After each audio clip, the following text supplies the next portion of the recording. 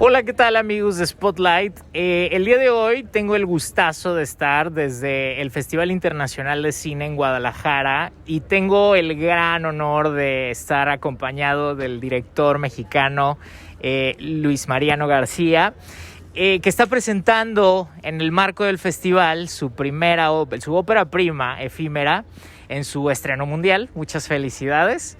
Y vamos a hablar un poquito de la película.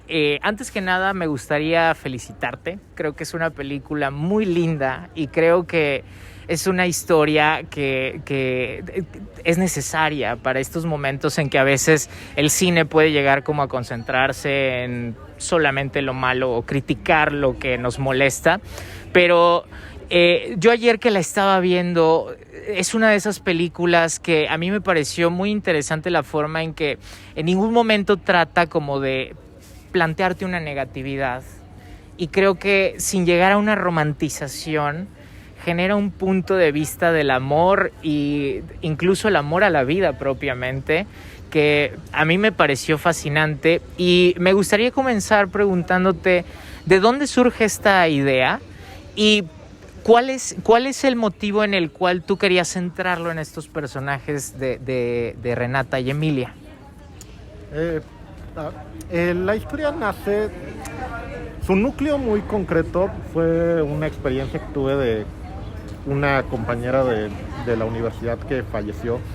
No, realmente apenas la conocía, ¿no? O sea, compartíamos algunas clases, pero fue muy impactante para mí porque fue la primer muerte de alguien de mi edad, ¿no? O sea, y alguien joven, alguien que tenía la vida por delante, ¿no? O sea, y eso me dejó como que bastante marcado. De por sí mi relación con la muerte siempre ha sido como, lo pienso demasiado, siempre está como muy presente. Y a partir de eso, digamos, como que fue evolucionando hacia lo que termina siendo Efímera, ¿no? O sea, digamos, esa conciencia tan constante de la muerte, a fin de cuentas es lo que tiene Emilia, ¿no? O sea, metaforizado dentro de su habilidad de ver brillar a las personas propiamente, pero es justo ese recordatorio tan constante de que la muerte ahí está y de que va a llegarnos, ¿no? Eventualmente. Por ese lado, ¿no? Digamos, Emilia tenía que existir, ¿no? Y por el otro, Renata surge pues casi como la antítesis, ¿no? O sea, digamos, este personaje tan entregado al presente y tan entregado a disfrutar la vida. Y a disfrutar la vida de su manera muy particular, ¿no? O sea, creo que eso también me parecía algo importante de cómo funciona Renata, que no necesariamente es este personaje, digamos, como lanzado a los excesos o otro tipo de cosas donde que muchas veces a lo mejor las películas manifiestan así el vivir plenamente, ¿no? O sea, como un hedonismo absoluto, sino que tiene su forma muy particular de disfrutar la vida y hace lo que quiere y vive plenamente cada cosita que hace, ¿no? Ese contraste entre ellas un poco es de donde, esa necesidad de contraste es un poco de donde se empiezan a definir ambas. Esto que mencionas sobre la forma en que también no llega como a estos excesos, sino más bien yo diría que se centra en detalles que te permiten encontrar ese significación, ese juguito en elementos que van acompañándolas y que de alguna forma alimentan también de manera muy positiva la historia.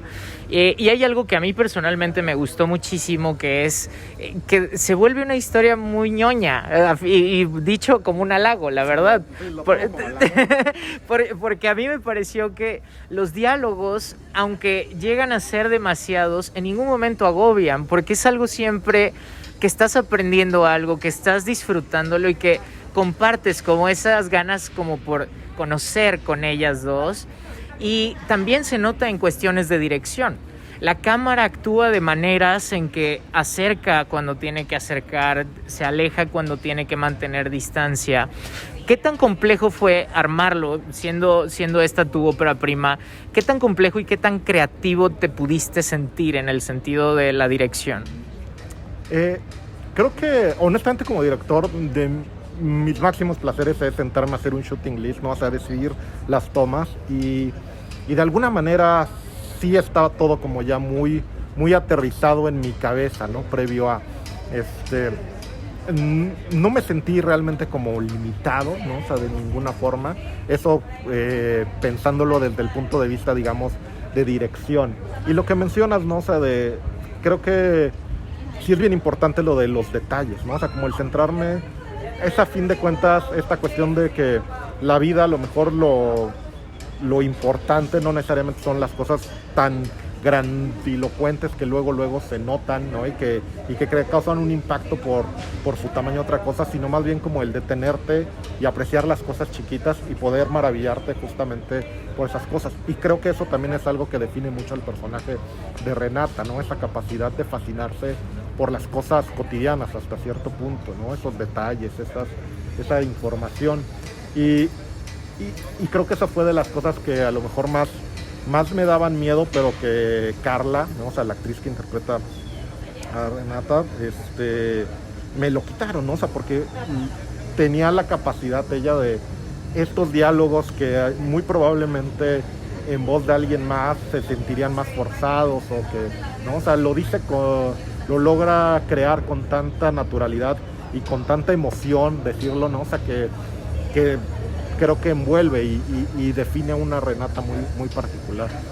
Esto que mencionas, yo hablando con Danae y Carla, hablábamos justamente de esta química que se genera entre ellas, que se siente sumamente natural y que además aporta también a generar una sensación al espectador, porque yo debo aceptar que esa escena, ese primer encuentro que tienen después de ver esta película con Carmen, a mí me enchinó la piel porque es un juego de miradas tan lindo y tan sutil que te define todo lo que se está sintiendo y esos contraluz, claroscuros, mejor dicho, de las personajes sin necesidad de decir nada. Y creo que eso se mantiene en una constante en la película, en cómo a veces solo con la mirada te vas dirigiendo hacia lo importante.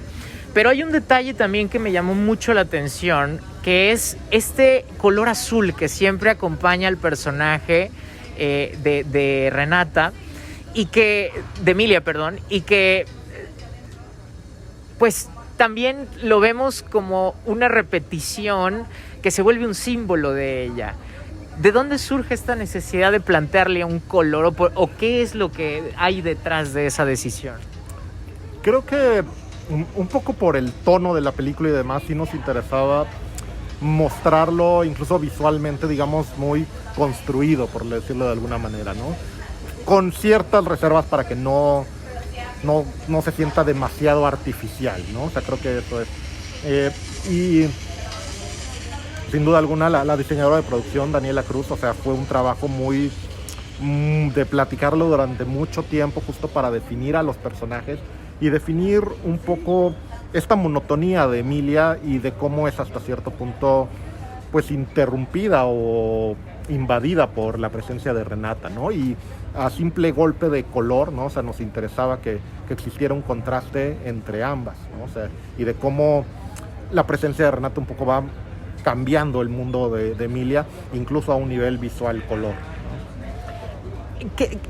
Esto evidentemente también es una cuestión que va de la mano porque implica justamente todo el trabajo que sé que duraron 2 años trabajando en la película y además se atravesó esto de la pandemia y eso cambió las mecánicas en general. ¿Qué tanto afectó eso? ¿Qué tanto cambió la idea original que tú tenías en cuenta sobre la película y al resultado que vemos en pantalla? Creo que de la idea realmente no mucho, o sea, siéndote honesto, como de la película que existía en realidad a la película que vemos en pantalla no dista mucho. Lo único que sí, o sea, sin duda alguna la pandemia nos obligó a replantear un tiempo sobre todo, ¿no? O sea, sí hubo procesos que se alargaron muchísimo, que se volvieron a lo mejor más pesados, pero por fortuna un montón de cosas lo logramos aterrizar, ¿no? Pese a las dificultades de distancia, de imposibilidad de tener a lo mejor el contacto físico y que las cosas fueran más de lejecitos, ¿no? Pero lento, cansado, pero cosas como el diseño sonoro, que creo que es una cuestión importante de la película, se logró aterrizar como de la manera que queríamos. Justamente diste en un punto del que quería hablar, porque yo definitivamente creo que el diseño sonoro ayuda mucho, y no solo el diseño sonoro, sino la musicalización, que también acompaña de alguna manera y da otro subtexto que va de la mano con la historia de los personajes. ¿Cómo fue el proceso para generar esta musicalización, pensando que no llegara también a un tono ultra melodramático, justamente para no sobrecargar la película? Sí, mira, honestamente creo que esa es de las cosas que sí descubrimos al momento de hacerlo, ¿no? O sea, tuvimos la fortuna de contar con Pamela y con Miquel, que agregaron una sensibilidad bien particular, ¿no? O sea, y sí, mucho de lo que platicaba, o sea, es muy curioso, porque todos los procesos que a lo mejor uno pensaría que es más técnico o algo, o incluso hablar de la película, terminaron siendo simplemente platicar de la vida y platicar de quiénes son los personajes, ¿no? O sea, sí, eventualmente llegamos a cosas más específicas de qué está pasando en este momento, donde hay música y demás, pero mucho fue como comprenderlo, ¿no? Y algo bien padre de que de cuando la primera vez que platiqué con Pamela, ¿no? O sea, es que hubo un entendimiento emocional muy padre ahí, ¿no? O sea, y lo que ella aportó al proyecto, y lo que su sensibilidad trajo, creo que sí terminó de redondear de forma muy bella todo, ¿no? Es una película muy femenina, me parece. Suena raro a lo mejor viniendo de mí, pero justo, ¿no? Y el poder sumar estas voces femeninas que ayudaran a esa naturaleza que de por sí ya traía, ¿no? O sea, creo que en el caso de Pamela fue impresionante. Y Miquel también es alguien muy sensible que sin duda alguna, lo que tú dices, logró dar cierta emocionalidad sin caer en los excesos, que sin duda era un riesgo que corríamos.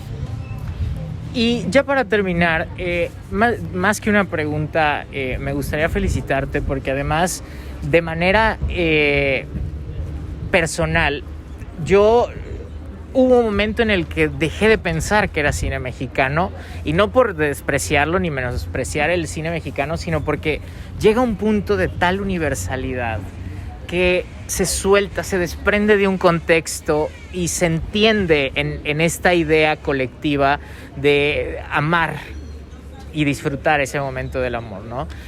Muchas felicidades, y ya solo para finalizar, ¿dónde más vamos a seguir viendo Efímera? ¿Hacia dónde se va su camino? Pues justo estamos definiendo, ¿no? O sea, estamos esperanzados de que este primer contacto que tuvimos con el público, con la prensa, ¿no? Que se sepa que existe la película, nos permita ir abriendo más puertas, ¿no? Y que le abra nuevos caminos a la película, porque a fin de cuentas lo que nos importa es que llegue a tantas personas como sea posible, ¿no? Estamos seguros de que hay personas a las que les tocará el corazón, hay personas a las que emocionalmente se conectarán con ellas, y que en muchos sentidos pueden recibir algo de ella, ¿no? Que seguramente la apreciarán si tienen la oportunidad de verla. Entonces, pues estamos buscando que llegue a esas personas. Ojalá que así sea. Luis, muchísimas gracias.